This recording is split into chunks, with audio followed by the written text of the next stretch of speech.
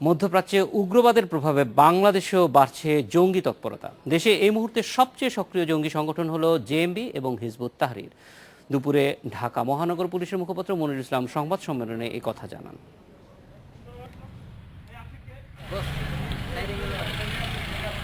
শীর্ষ নেতাদের ফাঁসির পর বছর পাঁচেক জেএমবির তেমন কোনো তৎপরতার খবর পাওয়া যায়নি, কিন্তু ইদানিং প্রায়ই গ্রেপ্তার হচ্ছে তাদের সদস্যরা, উদ্ধার হচ্ছে বিস্ফোরক।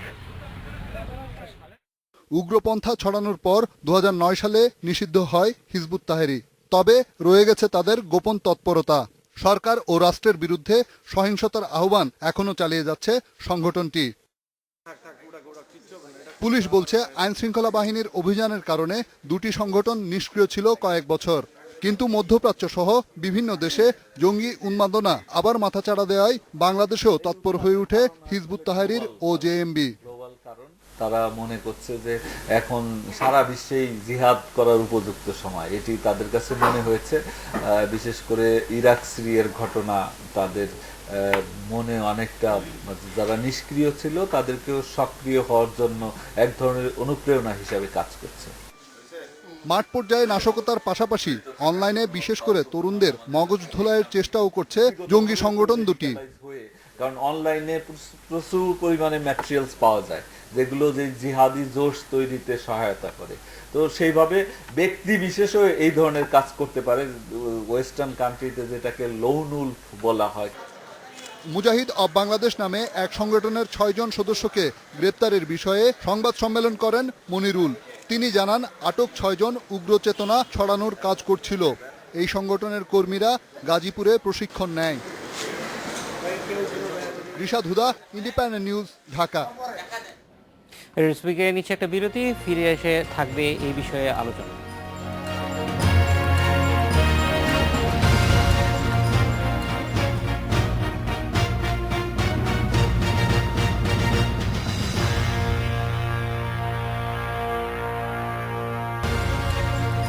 মধ্যপ্রাচ্যে উগ্রবাদের প্রভাবে বাংলাদেশেও বাড়ছে জঙ্গি তৎপরতা। এ বিষয়ে কথা বলতে আমাদের সাথে আছেন খুলনা মহানগর পুলিশের উপকমিশনার এস.এম. ফজলুর রহমান এবং বগুড়া পুলিশের মিডিয়া সেলের সিনিয়র এএসপি গাজীউর রহমান।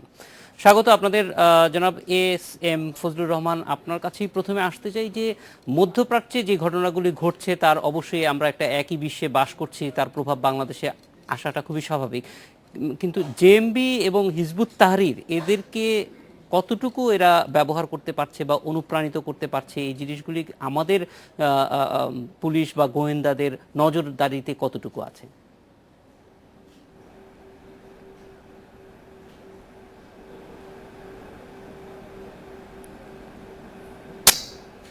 খুলনা মহানগরীতে হিজবুত তাহরির বা জেএমবির কোনো তৎপরতা পরিলক্ষিত হচ্ছে না।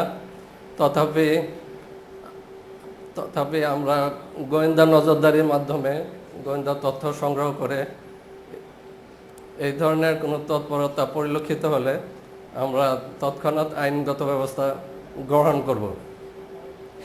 কিন্তু একই সঙ্গে আমরা ঢাকায় বেশ কয়েকটি এরকম তৎপরতা দেখেছি এবং অতীতে জেএমবির বড় নেটওয়ার্ক ছিল এবং আমরা মাঝখানে কিন্তু এরকম তথ্য পাচ্ছিলাম যে জেএমবি খুবই দুর্বল হয়ে গেছে, ফলে সেই ক্ষেত্রে তারা খুলনা বা খুলনা অঞ্চলে কোনোভাবে নিজেদেরকে আবার নতুন করে সক্রিয় করছে, এরকম কোনো তথ্য বা কোনো সম্ভাবনা আপনারা দেখছেন কিনা? খুলনা মহানগরীতে এই ধরনের কোনো তৎপরতা বা সংগঠিত হবার কোনো তথ্য আমাদের কাছে নেই। তথাপি আমরা গোয়েন্দা নজরদারি অব্যাহত রেখেছি। যদি এই ধরনের কোনো তৎপরতা সংবাদ আমরা পাই তাহলে তৎক্ষণাৎ আমরা আইনগত ব্যবস্থা গ্রহণ করব। গাজীউর রহমান, আপনার কাছে একটু আসবো যে বগুড়া আমরা দেখেছি যে বেশ এই সময়ে বা বিভিন্ন সময়ে হিজবুত তাহরির থেকে শুরু করে অন্যদের জেএমবির তৎপরতা বিভিন্ন সময়ই ছিল এবং এখনও বগুড়া এবং এর আশেপাশের অঞ্চলে কিন্তু আমরা মাঝে মাঝেই কিছু খবর পাই যে এইসব অঞ্চলে তাদের তৎপরতা আছে। আপনাদের প্রস্তুতি কেমন, এবং এই ক্ষেত্রে জেএমবি আবার নতুন করে আমরা কিন্তু ওই কথাটি যেটা ফজলুর রহমান সাহেবকে বলছিলাম যে মাঝখানে এরকম একটা তথ্য ছিল যে জেএমবি আসলে প্রায় মৃতপ্রায় সংগঠন হয়ে গেছে, এটা সংগঠিত হওয়ার খুব সম্ভাবনা আর দেখা যাচ্ছে না, কিন্তু আমরা গত কয়েক মাসের যদি তাদের কর্মকাণ্ড পর্যালোচনা করি তাহলে দেখি যে সংগঠনটি কিন্তু আবার নতুন করে মাথা চারা দেওয়ার একটা চেষ্টা করছে। গাজী রহমান বললেন যে মধ্যপ্রাচ্যে এবং ইউরোপের কান্ট্রিগুলোতে পাশাপাশি আমেরিকার মতো দেশেও কিন্তু সন্ত্রাসী হামলা হচ্ছে। তো আমাদের এখানে বগুড়ায় বিগত সময়ে যেমন এখানে কয়েকজন জেএমবির সদস্য অত্যাধুনিক অস্ত্রসহ ধরা পড়েছিল, এরপর থেকে আমরা বিভিন্ন জায়গায় আমরা সোর্স নিয়োগ করি, পাশাপাশি আমাদের গোয়েন্দা তৎপরতা বাড়ায় দিই, যার ফলে এখানে কিন্তু আপনার জেএমবি বা হিজবুত তাহরিরের কোনো কার্যক্রম সেভাবে আমাদের নজরে আসে নাই। আর পাশাপাশি আমরা যে বিষয়টিকে অত্যন্ত গুরুত্ব দিচ্ছি সেটি হচ্ছে কমিউনিটি পুলিশিং।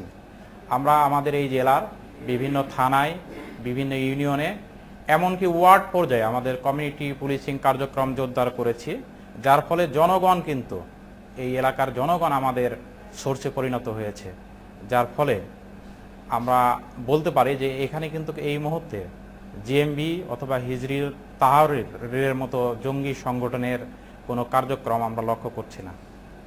গাজীর রহমান, আপনার কাছে একটু জানতে চাইবো যে ইতিমধ্যে বিভিন্ন সময় এরকম অভিযোগ উঠেছে যে হিজবুত তাহরির তো সরকার ইতিমধ্যেই নিষিদ্ধ ঘোষণা করেছে, কিন্তু তারপরেও তারা কার্যক্রম বিভিন্নভাবে চালিয়ে যাচ্ছে।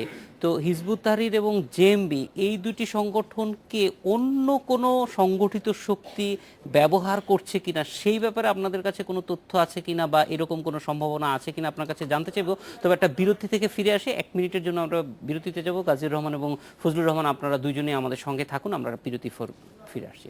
এডিটর স্পিকিং এবং একটা ছোট্ট বিরতি।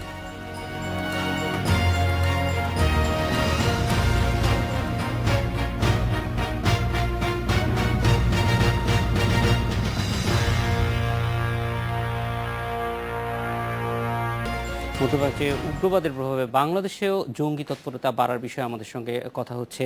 আমাদের সঙ্গে আছেন বগুড়া থেকে গাজীর রহমান এবং খুলনা থেকে এস.এম. ফজলুর রহমান। গাজীর রহমান, আপনার কাছে আবার চলে আসতে চাই যে যেটি জানতে চাচ্ছিলাম যে অন্য কোনো সংগঠিত শক্তি এদেরকে ব্যবহার করছে কিনা, কারণ হঠাৎ করে জেএমবি এতটা সংগঠিত হওয়ার পেছনে অন্য কোনো উপাদান আছে কিনা, আপনাদের কি পর্যবেক্ষণ? দেখুন, এই বিষয়ে আমরা আমাদের যে গোয়েন্দা বাহিনী তারা সার্বক্ষণিক তথ্য সংগ্রহ করছে।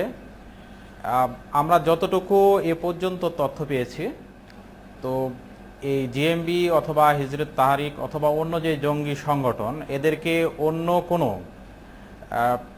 সংগঠন অথবা অন্য কোনো দল অথবা অন্য কোনো ব্যক্তি দ্বারা তারা যে প্রভাবিত হচ্ছে অথবা তাদেরকে অর্থ শক্তি এগুলোর যোগান দিচ্ছে, এরকম তথ্য আমাদের কাছে নেই।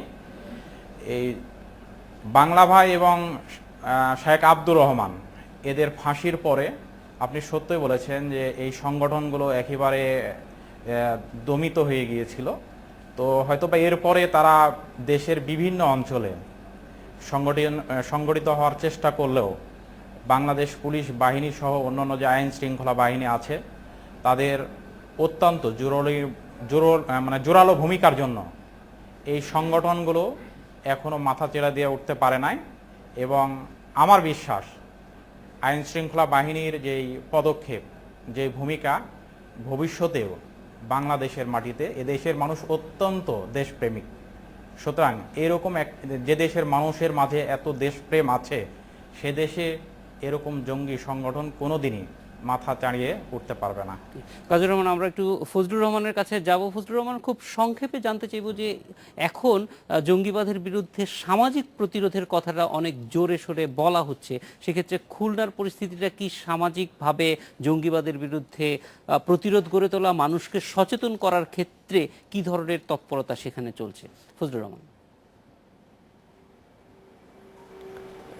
জঙ্গিবাদের বিরুদ্ধে আমরা জনগণকে সম্পৃক্ত করেছি। ইতিমধ্যে আমরা মসজিদে ইমাম মুয়াজ্জিনদের সাথে মত বিনিময় করি এবং ধর্মীয় যে শিক্ষা প্রতিষ্ঠানগুলি আছে মহানগর এলাকায়, সেখানে শিক্ষক এবং শিক্ষার্থীদের সাথে আমরা নিয়মিত মত বিনিময় করি যাতে এই শিক্ষা প্রতিষ্ঠানগুলো থেকে কোনো জঙ্গি তৎপরতা পরিচালিত না হয়।